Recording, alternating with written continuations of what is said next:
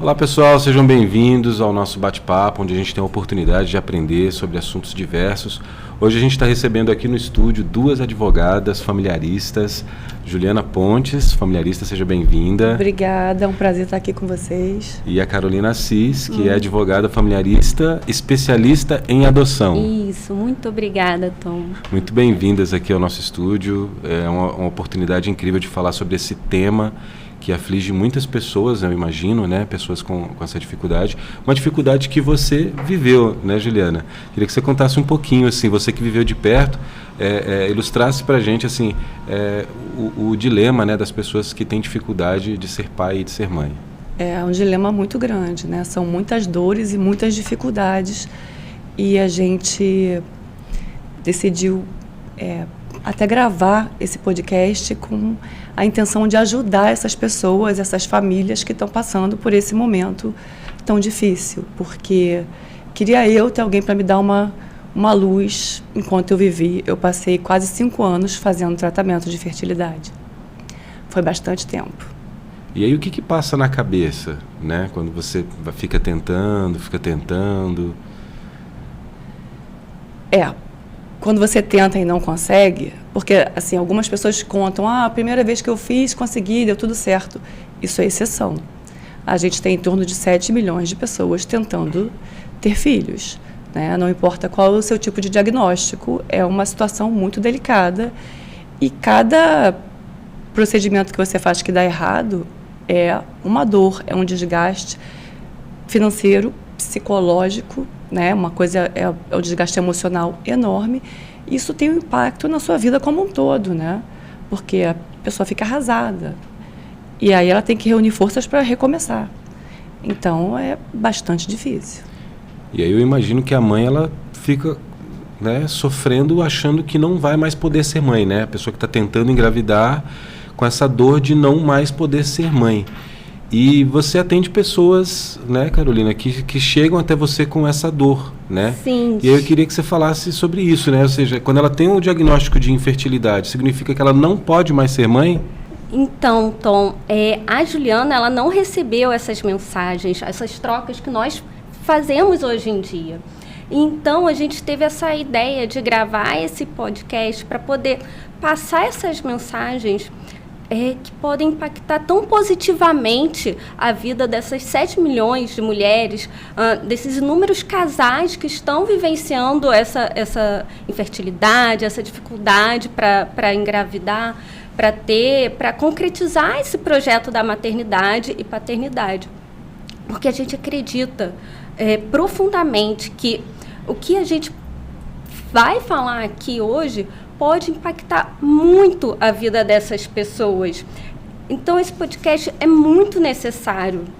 E foi assim que surgiu a ideia desse podcast, para que a gente, com muito carinho, muito respeito, muito acolhimento, para que a gente possa transmitir as nossas mensagens para essas 7 milhões de mulheres brasileiras que vem vivenciando, vem passando por essa dor, esse sofrimento de não conseguir alcançar, de concretizar um sonho da maternidade, da paternidade.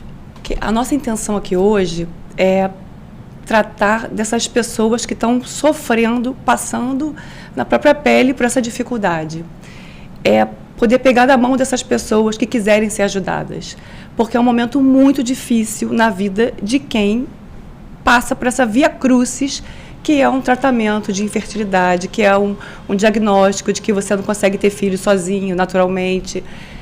E isso acontece com milhões de mulheres no Brasil hoje em dia. Então, a minha intenção aqui é ser generosa, porque eu sei o que eu passei. Então, não foi fácil, foi doloroso, foi difícil, foi dispendioso, foi psicologicamente muito ruim. Então, existem caminhos. E a gente começou aqui numa conversa, eu e Carol, para desenvolver esse caminho de o que eu posso fazer para ajudar essas mulheres que passam por isso, essas famílias, porque não são só mulheres, porque são homens, casais homoafetivos também que querem ter filhos e, enfim, pessoas solteiras. Tem pessoas solteiras. Então, é muita gente que passa por esse problema hoje em dia. Então, a gente vai trazer aqui ideias. O que você pode fazer? A gente vai trazer soluções. Como é que eu posso transformar o meu sonho em realidade? Como é que eu posso abreviar esse meu sofrimento? E o fato de você estar passando por isso é desconstruir essa ideia de que a infertilidade vai te impedir de alcançar a maternidade e a paternidade. Não existe isso. Então, no caso assim, da pessoa que está tentando, né, como a Juliana tentou durante bastante tempo, e aí às vezes está perdendo a esperança, quais as opções que ela pode ter nesse sentido? Bom, então, a pessoa que está passando por esse momento, ela tem 4 alternativas, basicamente, eu diria. A primeira, pode não ter filhos. Tem pessoas que optam por não ter filhos. A segunda, pode ir para o tratamento de reprodução assistida. Existem várias técnicas na medicina. A terceira opção é a adoção. E uma quarta opção, que muitas pessoas desconhecem, é a barriga solidária no Brasil, que é a famosa, popularmente conhecida como barriga de aluguel. Entendi. E penso, né, assim, sobre a adoção. É um caminho muito complicado, é um caminho muito difícil, tão complicado quanto porque o tratamento também não é uma coisa muito simples, né? Não, o tratamento não é muito simples, mas a adoção é mais simples que o tratamento, eu te garanto. Tem todo um trâmite burocrático necessário, até porque a gente está tratando de crianças que precisam ser protegidas, e as crianças, elas são a principal proteção, quem deve receber a principal proteção nesse processo. Então, é um caminho que tem toda uma burocracia, mas que não é tão longo assim, não. O que é longo, o que é difícil, o que pode demorar é o tempo de espera na fila. Tá? Mas a adoção, ela tem 2 fases. Primeiro, você vai se habilitar, e é por meio de um processo judicial. Tá? Você vai se habilitar, você vai passar por entrevista com psicólogo, com assistente social, o Ministério Público vai opinar, esses assistentes técnicos, eles vão opinar se você está apta para adotar ou não. Então, vai para um juiz, e o juiz vai sentenciar, vai decidir se você está apta ou não para adotar. Você estando apta, você entra na fila, numa fila que segue uma ordem cronológica para adoção. Entendi. Quando você estava no seu tratamento, Juliana, essas opções não te passaram pela cabeça? Não, essas opções me passaram pela cabeça. E eu acho muito importante quem está fazendo o tratamento, primeiro, ter um apoio psicológico, assim, ter ajuda de um profissional da área da saúde, enfim, cuidar da cabeça, porque a mulher que faz tratamento, ou o casal homoafetivo, mas homem, predominantemente, que o tratamento normalmente não, eles não tomam hormônios, mas a mulher toma muito hormônio, então já tem muitas questões envolvidas e às vezes as pessoas, elas ficam piores, porque o sofrimento fica maior, tudo se volumiza quando você está sob efeito de muitos hormônios femininos. E toda a questão que envolve além de tudo isso, mas ainda tem os hormônios que a gente recebe, né? Porque é uma carga muito pesada. O que eu acho importante a primeira pergunta que você tem que se fazer: você quer ser mãe, você quer ser pai de um filho geneticamente seu, ou você quer ser pai? Eu acho que essa é a grande sacada, porque a partir do momento que você fala, eu quero ter um filho, o seu filho, ele não precisa ter material genético seu. O seu filho, ele não precisa vir da sua barriga. Quando você começa a expandir esse horizonte, além de você ganhar conforto, você começa a buscar novas possibilidades. Então, eu acho, nós duas acreditamos, e por isso a gente veio conversar, de uma forma aqui conjunta, esse bate-papo aqui para as pessoas, abrir a mente das pessoas. Por exemplo, se eu estivesse fazendo o meu tratamento e tivesse já habilitada na fila de adoção, isso me daria uma tranquilidade de que a minha maternidade ia chegar pelo tratamento ou pela adoção.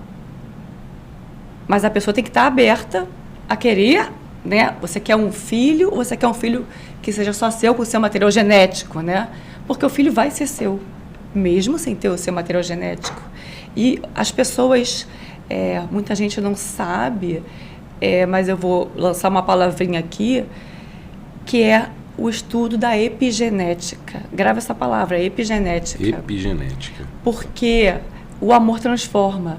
Você vê crianças que são adotadas e que são a cara da mãe que adotou, não é, Carol? Sim. Tem muita. Em que sentido, assim? Fisicamente. Pois foi. Fisicamente. É muito interessante esse conceito de maternidade, né? Porque, na verdade, não é o fato de gerar ali que vai garantir a maternidade, né? Porque, às vezes, tem ali um filho geneticamente, mas a relação não acontece, né? Então, é exatamente isso, Tom. Muitas vezes, muitas dessas mulheres que estão vivenciando dificuldade para engravidar, ou que já receberam um diagnóstico de infertilidade, elas automaticamente pensam, caramba, eu não posso engravidar, então eu não vou ser mãe. E é aí que todo mundo erra. E essa é a parte que eu não quero que você que está ouvindo a gente, que está assistindo a gente, é essa parte que eu não quero que vocês errem. Porque, olha só, Tom, presta bem atenção nesse raciocínio. Se até mesmo quem gera, quem engravida e pare, pode não criar, não cuidar do seu filho, o mesmo acontece com quem não pode gerar. Aquela pessoa que não gerou, ela pode também ter um filho. Não, a questão assim, né, da maternidade, eu acho que ela está ligada ao afeto, ao né? Amor. Ao amor, ao relacionamento, né? É isso que, na verdade, vai fazer a diferença, né? É muito importante, é exatamente isso. E a partir do momento que você... eu posso até contar porque é uma coisa interessante. Eu tenho uma amiga querida que também é dermatologista. Eu estava no consultório com ela e eu passei por praticamente todas as clínicas assim mais famosas do Rio de Janeiro, e um dos médicos dessas clínicas me disse que eu só ia conseguir ter meu filho se eu fizesse, se eu adquirisse material de outra mulher, né? Se eu comprasse óvulos. E eu fiquei um pouco transtornada. Falei, meu Deus, eu fiquei enlouquecida quando ele falou aquilo. E eu fui conversar com essa minha amiga. E aí, eu não fiz isso, mas hoje em dia, se eu fosse fazer meu tratamento, eu compraria um embrião pronto, se eu quisesse ter filho e não tivesse marido, sabe? Abrir a mente. Essa médica me disse, Juliana, mas por que você está chateada assim? Eu escolhi uma mulher linda, loura, alta, de olho claro, uma europeia. Pode pegar em outro país? Manda pra cá, vai lá e pega. Ela veio com... Eu fiquei pensando, podia ter uma filha linda, né? Um filho lindo. Podia, de repente, melhorar minha genética. Por que não abrir a mente? Né? Existe possibilidade. Você, às vezes, não tem. Você não consegue mais produzir material genético. Você pode ir a um banco de sêmen, ir a um banco de óvulos, ou pegar um embrião pronto. Ou uma criança ou que já está uma criança que já está ali te esperando. Que já está ali, que eu acho que também tem toda uma questão, né, Carolina, assim, da criança que eu acho que você adotar uma criança que já está ali, também tem essa questão desse encontro, né?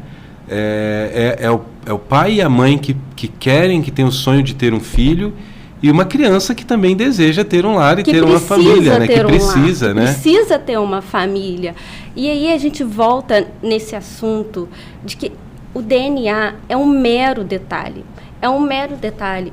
Porque essas crianças que estão ali disponíveis para adoção, elas foram geradas por alguém.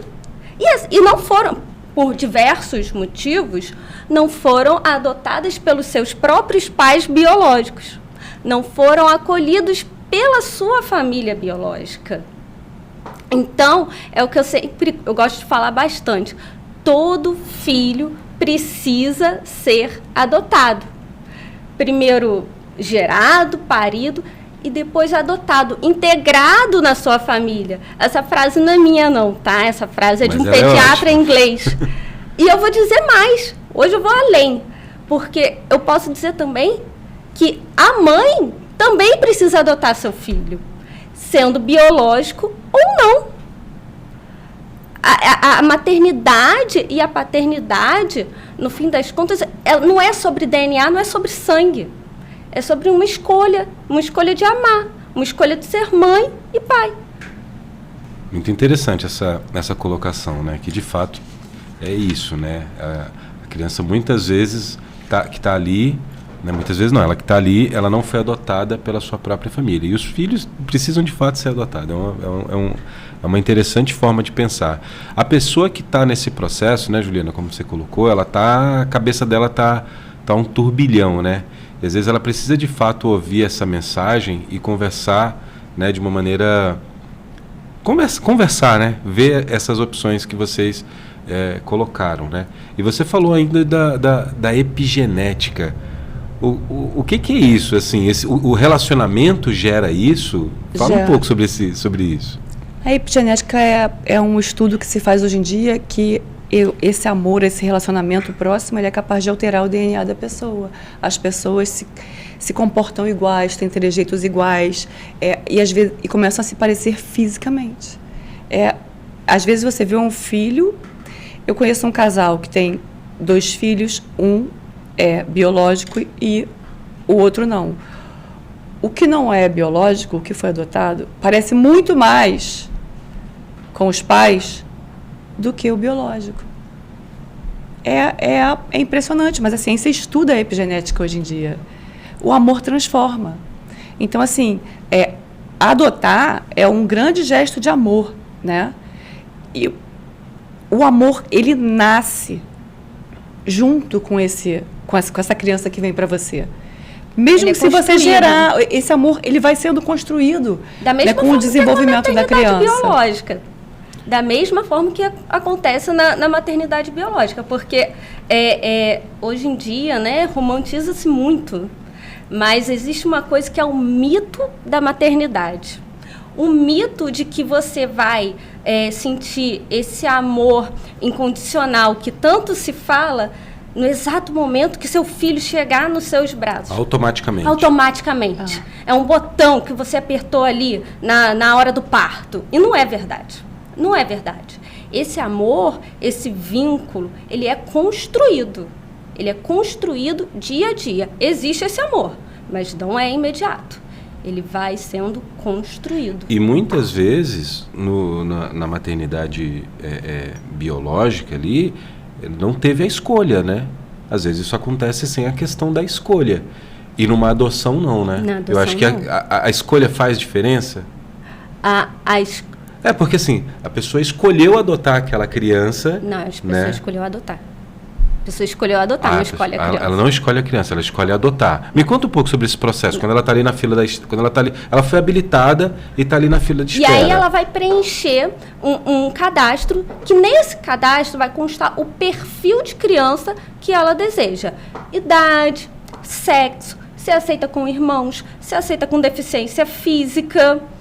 E então, essa pessoa vai entrar numa fila que quando chegar, vai ser feito um filtro, que quando chegar na vez dela, que tiver que casar a vez dela com uma criança nesse perfil que ela selecionou, então ela vai receber uma ligação, perguntar se ela está interessada em conhecer essa criança. E estando interessada em conhecer a criança, começa a fazer a aproximação do pretendente, né, daquele que está querendo adotar, e a criança. Entendi. Então ela escolhe adotar, mas não a criança. E aí ela tem ali alguns encontros para ir tendo essa aproximação, é isso? Para ir fazendo uma aproximação saudável para ambas as partes, né? E elas vão se conhecendo, vão tendo oportunidades. Esse processo demora o quê? Não tem uma regra, depende da criança.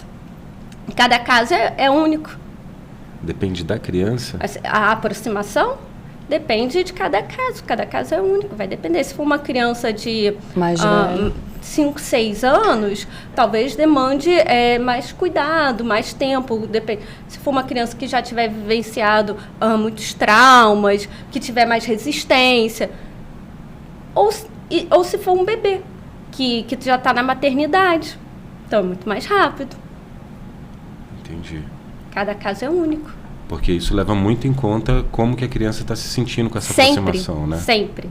É sempre o importante é sempre o bem-estar da criança. Essa é a regra máxima. Bom, quando você falou da questão da infertilidade, né? Você citou 4 opções. E aí você falou também da barriga de aluguel. Como é que é isso? Pode fazer isso aqui no Brasil? Em verdade, nós falamos de barriga solidária. Barriga solidária, desculpa. Eu que falei barriga de aluguel. Não, mas as pessoas, todo mundo fala barriga de aluguel. O nome popular é barriga de aluguel. Todo mundo conhece como barriga de aluguel, mas o que é importante a gente dizer é que de aluguel não tem nada porque não se paga aluguel por esta barriga. Né? No Brasil, é uma barriga solidária. É um útero de substituição. Essa prática. No Brasil. Nos Estados Unidos, em outros países, é possível. Tanto é que o Paulo Gustavo viajou, foi para os Estados Unidos fazer uma barriga de aluguel lá, quando ele teve os gêmeos. Mas no Brasil, você pode sim fazer a barriga solidária, ou seja, você pode ter alguém para ceder o útero, para gestar o seu filho, mas você não pode pagar essa pessoa, tá? Não pode pagar essa pessoa por isso. E uma outra condição que é exigida é que essa pessoa já tenha um filho vivo e que seja parente de até 4º grau. Mãe, irmã, tia, prima.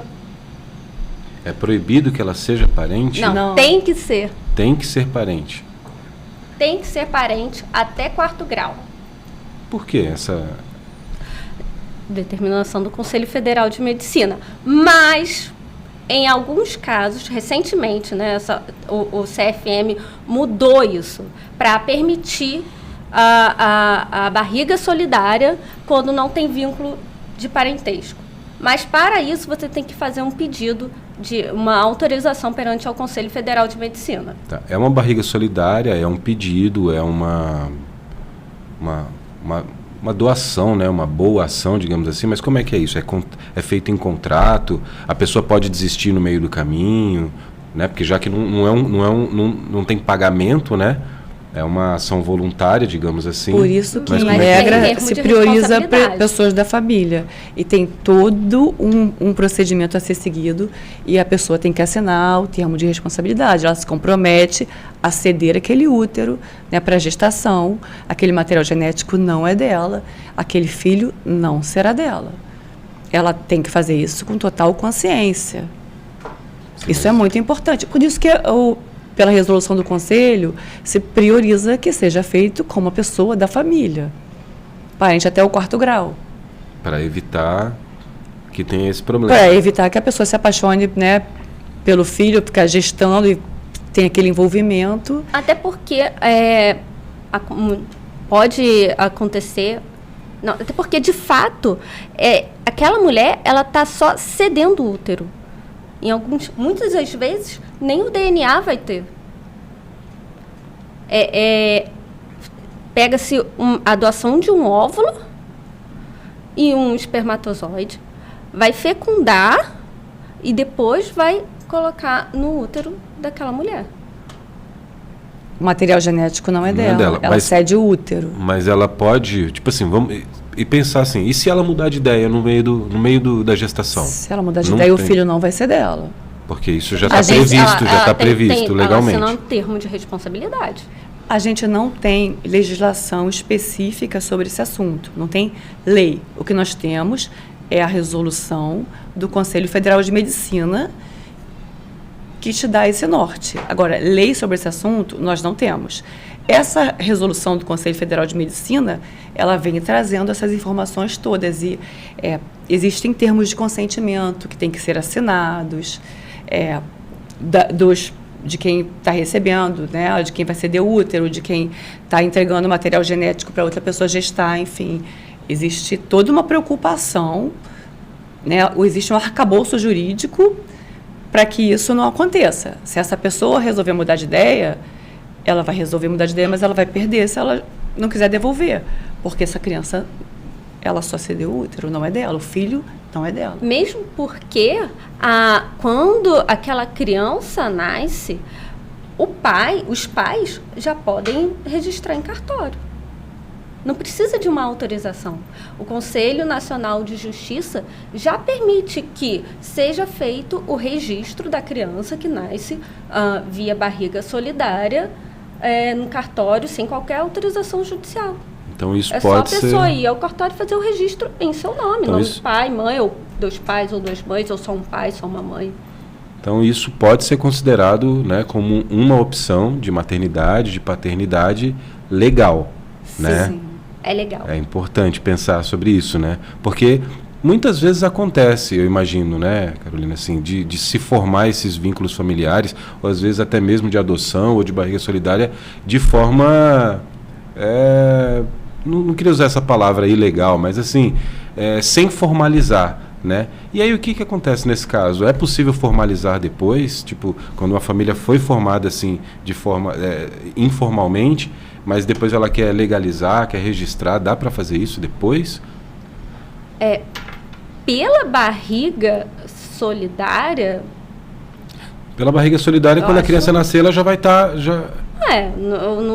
não vejo essa possibilidade, até porque esse processo é feito em clínica, né? Uhum. Então, não existe a possibilidade de você fazer isso como uma inseminação caseira, que muitas pessoas fazem hoje em dia por conta do custo, né? Então, um custo baixo.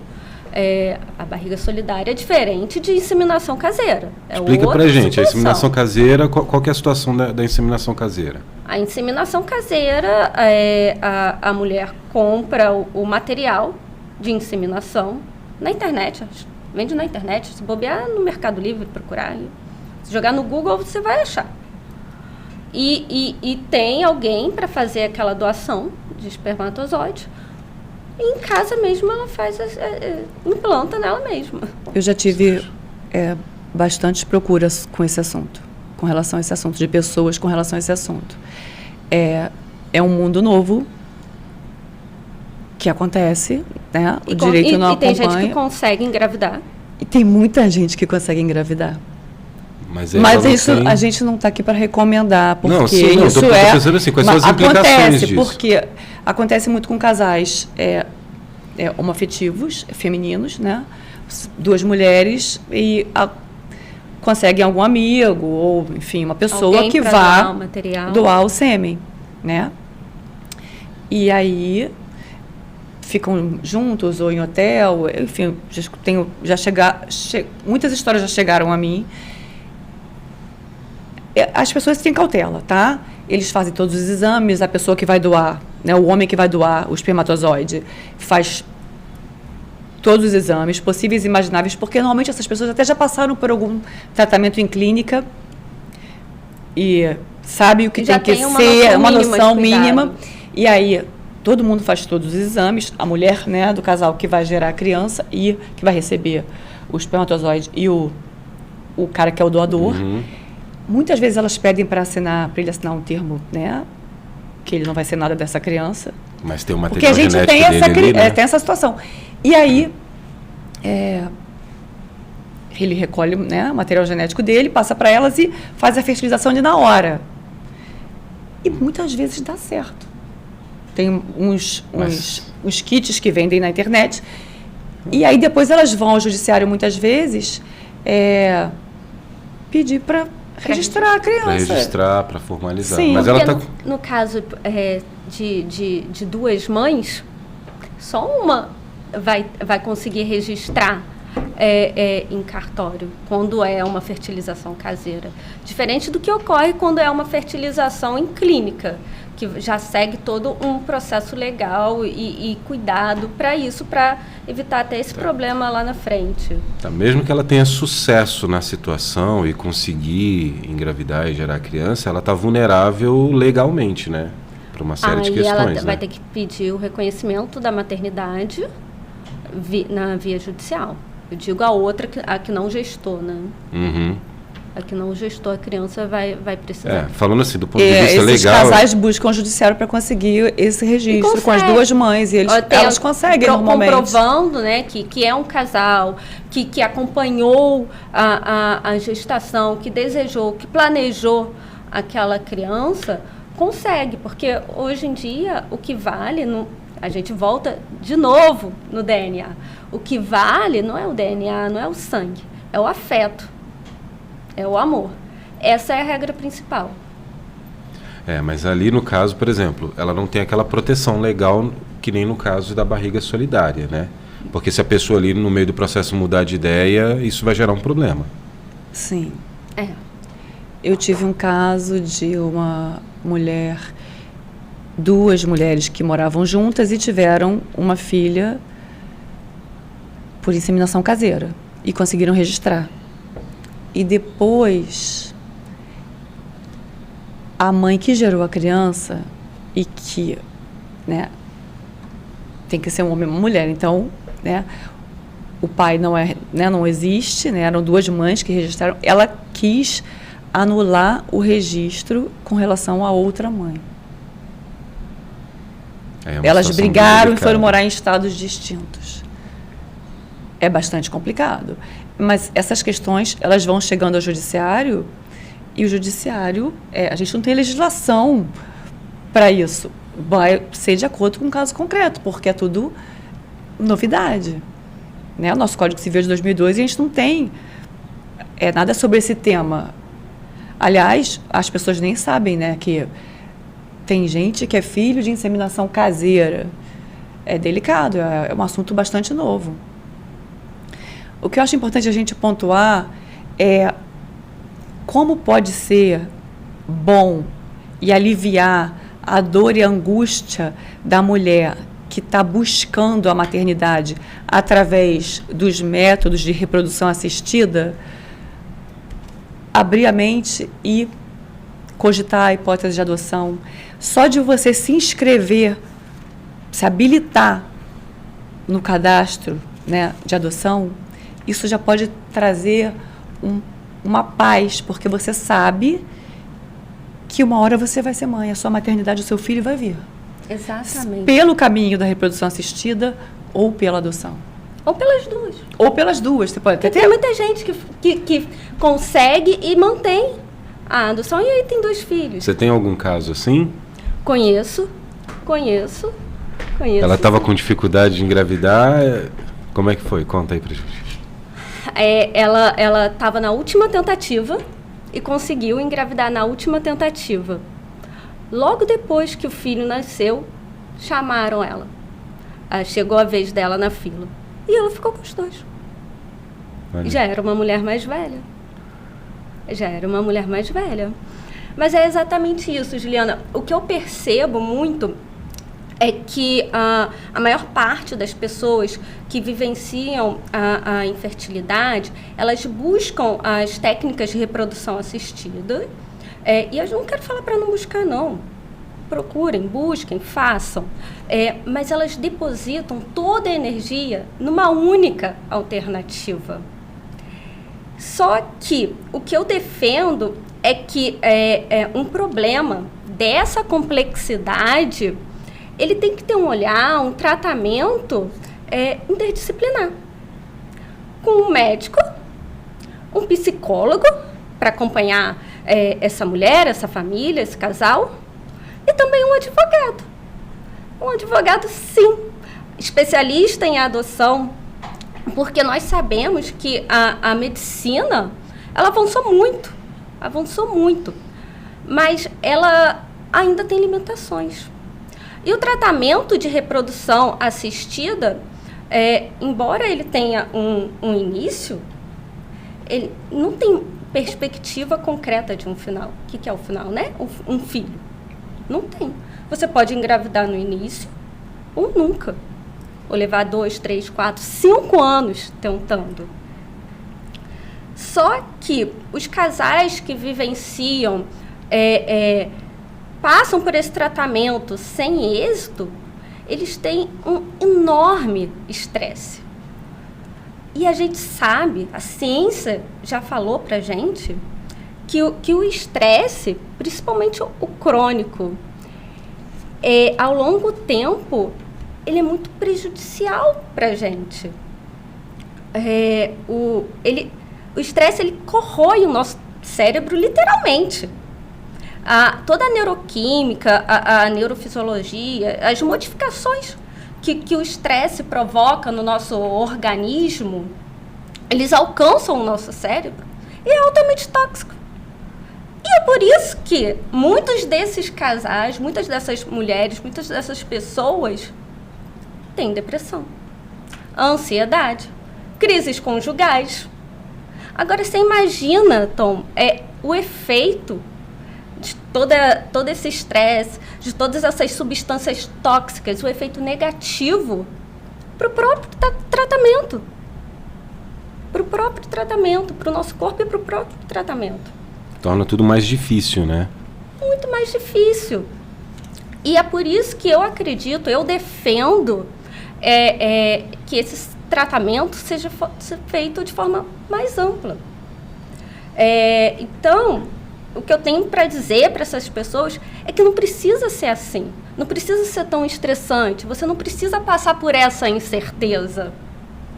Se você fizer paralelamente ao tratamento para engravidar, se você fizer a sua habilitação para adoção, você tende a levar esse processo de forma mais leve. Porque se por um lado o tratamento ele não te dá uma certeza daquele resultado, uma certeza de que você vai conseguir ter seu filho, pela adoção você sabe que você vai chegar lá. Mais dia, um pouco a mais, um pouco menos, isso vai acontecer, né? Exatamente. E é justamente essa certeza de um resultado final positivo que vai permitir essa pessoa passar por esse processo de forma mais leve. Mas o importante é essa pessoa se habilitar logo, desde o início. Ter essa compreensão de que é possível maternar de formas diversas, tá? Que não precisa, a maternidade e a paternidade não está relacionada a DNA e que você precisa se habilitar o quanto antes. Porque quando a gente está falando do projeto da maternidade, da paternidade, o tempo, ele é um cronômetro. É um cronômetro. E cada segundo conta muito. E aí, se você está habilitada lá do início, você não corre o risco de... Fiz 1 ano, 2 anos, 3 anos, 4, 5 anos, né, Juliana? De tratamento. Não consegui engravidar. E aí, agora eu vou adotar. Só que você poderia estar habilitado para adotar já há 5 anos. Talvez quem está ouvindo vai agradecer que ouviu isso agora. E vai poder tomar as providências o quanto antes. Então, você não se habilitou há 5 anos atrás. Você já estaria aí há uns 5 anos na fila? Talvez você já estaria com seu filho, ou estaria perto de ter seu filho, dependendo do perfil, do estado que você está.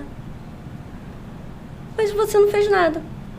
Você não sabia, você não recebeu essa mensagem, você não refletiu sobre isso. Então, a nossa ideia principal é provocar essa reflexão. Essa reflexão para quem está passando por essa situação. Não precisa ser sofrido dessa forma. Existem outras alternativas.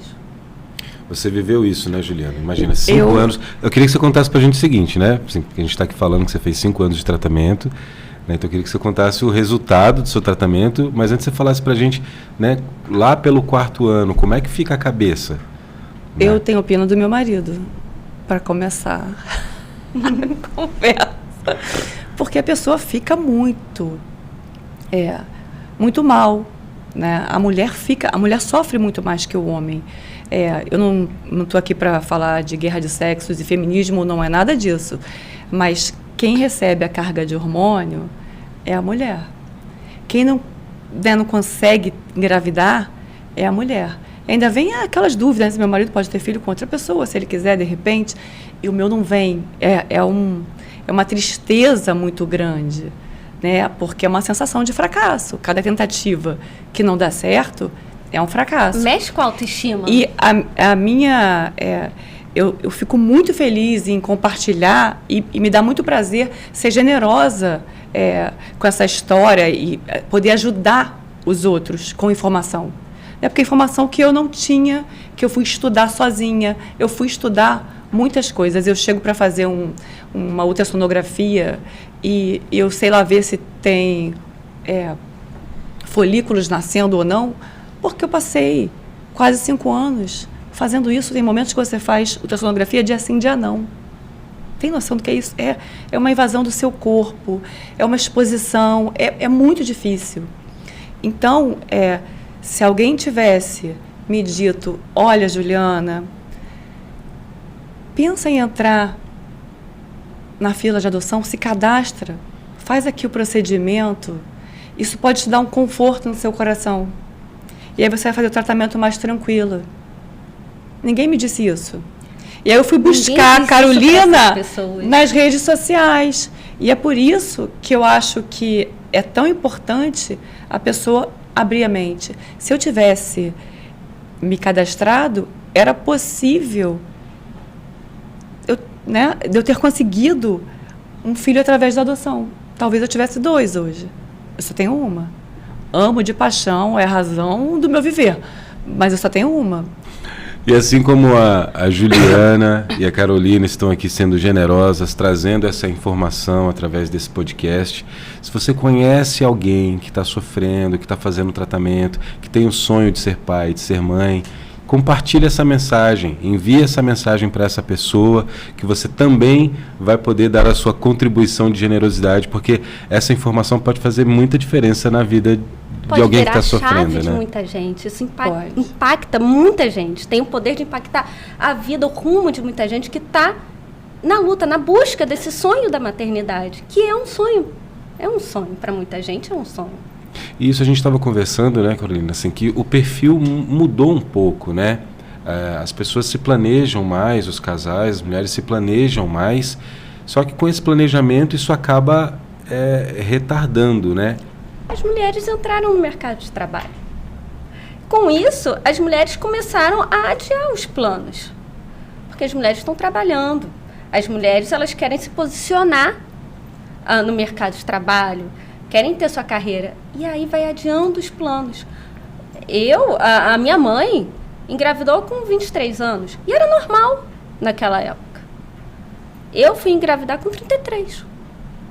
10 anos depois. 10 anos depois. E é normal. E é normal. Hoje. É normal hoje. Aliás, até cada com mais, cada dia mais. Só que quanto mais se adia esse projeto, mais difícil é de engravidar.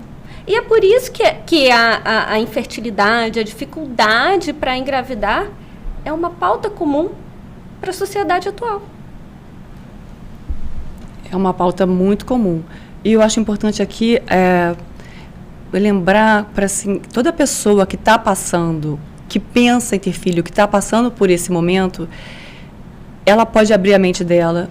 Eu acho que eu fui estudar muita coisa porque eu estava passando por esse processo. Foram quase 5 anos. Eu acho que vale a pena você buscar um profissional para ter uma orientação, porque existem muitas formas hoje em dia de você alcançar a maternidade. Só não consegue quem desiste. Você pode partir para a reprodução assistida, e dentro da reprodução assistida você pode fazer uma inseminação homóloga, heteróloga, você pode, dentro da heteróloga você pode partir para uma produção independente e comprar um embrião, né, fazer um tratamento e comprar um embrião, e seu filho vai ser só seu. Né? Ou você, mulher, usar os seus óvulos e adquirir o espermatozoide para fazer o embrião. Existe uma gama de possibilidades. Uma barriga de aluguel, uma mulher que não tem útero, né? Uma pessoa solidária, uma barriga solidária, mas é o nome popular. Barriga solidária ou útero de substituição. Enfim, popularmente conhecido como barriga de aluguel.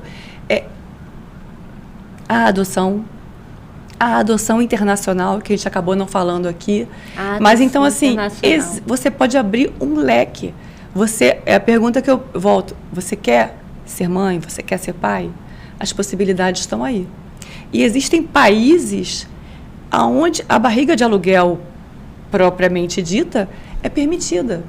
Então, eu fui estudar tudo isso porque eu queria ter filho de qualquer jeito. Eu tenho minha filha, Isabela, que eu amo de paixão, porque eu não desisti. E hoje em dia, no Brasil, até 50 anos de idade você pode fazer tratamento de reprodução assistida em todas as clínicas que existem no nosso país. Existe uma idade limite para adoção? Não existe. Não existe. Isso é o interessante. Então, se a reprodução assistida te dá um limite de idade, na adoção não. Se você já tem uma idade mais avançada, não tem tanto tempo para buscar, para tentar pela reprodução assistida, esse é mais um ponto que você tem que pensar. Esse é mais um ponto que você tem que levar em consideração. A sua idade. Você não vai ter tanto tempo para tantas alternativas, tantas chances na reprodução assistida. Mas na adoção você consegue. Quando você falou da adoção internacional, as pessoas recorrem a isso por quê? Porque acelera, porque é mais rápido, não? Em alguns países é possível conseguir a adoção de forma mais célere. E o caso mais famoso aqui para a gente é a adoção no Malawi, que foi a adoção que o Bruno Gagliasso e a Giovanna Elbank fizeram. Por isso ganhou a mídia e ficou famoso. Mas sim, a adoção no Malawi, brasileiros podem adotar no Malawi, tá? E é um processo que tende a ser bem mais rápido que no Brasil. Bom, e a pessoa que quando ela pensa nisso, né, que ela quer buscar um processo de adoção, o primeiro passo é procurar um advogado especialista em adoção para saber ali se ele tem... Você já consegue dar para ele, assim, se ele tem as condições para se habilitar, não? Sim, consigo. Hoje em dia, as condições para se habilitar são muito poucas. Você tem que ser maior de 18 anos e ter uma diferença de 16 anos da criança, do adotado, tá? Então, é a única exigência que se tem. Você vai passar também por uma entrevista com assistente social e psicólogo para ver se você tem as condições, tá? Porque muita gente também chega para adotar com as motivações erradas. Tá? Eu quero adotar porque eu quero alguém para cuidar de mim. Mas olha só, a adoção não é para isso. A adoção não é para isso. A adoção é para quem quer ser pai e mãe. Entendeu? Eu quero adotar porque eu perdi um filho. A adoção não é para isso. Eu quero adotar porque eu não engravidei. Também não é por isso. É porque você quer ser mãe. É porque você quer ser pai. Então, é necessário fazer essa entrevista, esse acompanhamento, né, com a equipe técnica do tribunal, para avaliar as suas motivações, para avaliar se você está preparado, se você pode, se você tem condições de adotar uma criança. Aí eu estou falando assim, não tem limite para a idade. Não tem limite para a idade, mas vai ser avaliado se você tem condições de adotar, de criar, de cuidar daquela criança. Acho que esse é o primeiro passo, né? Gente, um assunto muito importante e muito obrigado pela mensagem de vocês, por trazerem essa informação tão importante, né, para as mães, para as pessoas, né, casais, homens, mulheres, homoafetivos que têm esse sonho de realmente de ser pai e mãe e construir esse afeto, né? E saber que existem diferentes formas, né, diferentes caminhos de construir esse relacionamento. Juliana, obrigado pela sua presença aqui. Obrigada a você. E eu queria que você deixasse uma mensagem para todas as mulheres que estão aí trilhando esse caminho, né, que você passou fazendo tratamento, né, e que você viveu na pele isso. Para você que está passando por esse momento, fazendo tratamento para engravidar, o conselho que eu dou é não desista. Averigue se existem outras possibilidades, enfim, pode me procurar, estou à disposição para quem precisar. Eu acho que compartilhar a minha experiência e poder ajudar as mulheres, os homens, enfim, qualquer pessoa que queira ter filho de verdade, genuinamente, quer ser mãe, quer ser pai, eu estou à disposição e é um prazer. E Carolina, queria que você falasse também para as pessoas que de repente agora a gente virou uma chave aí, né? A pessoa deve estar que virou essa chave, né? Pensando, meu Deus, e agora? Como é que eu faço? E agora o que você faz? O que eu vou te dizer é o seguinte, é muito simples. A adoção é o único caminho para a maternidade e a paternidade. Não tem outra alternativa. Independente se você vai engravidar ou não, você precisa adotar. Então, a pessoa que consegue se libertar, entender isso, se libertar das amarras do DNA, para essa pessoa, nenhum diagnóstico, nenhuma dificuldade, nenhuma questão de infertilidade é capaz de impedir o sonho de viver a maternidade e a paternidade. E para quem quiser conversar mais sobre isso, pode me procurar, eu estou lá no Instagram, @CarolinaCis, pode me mandar direct, pode me chamar no WhatsApp para a gente trocar, orientar, conversar sobre isso. Vai ser um prazer. Foi um prazer ter vocês aqui, gente. Obrigada. Até a próxima.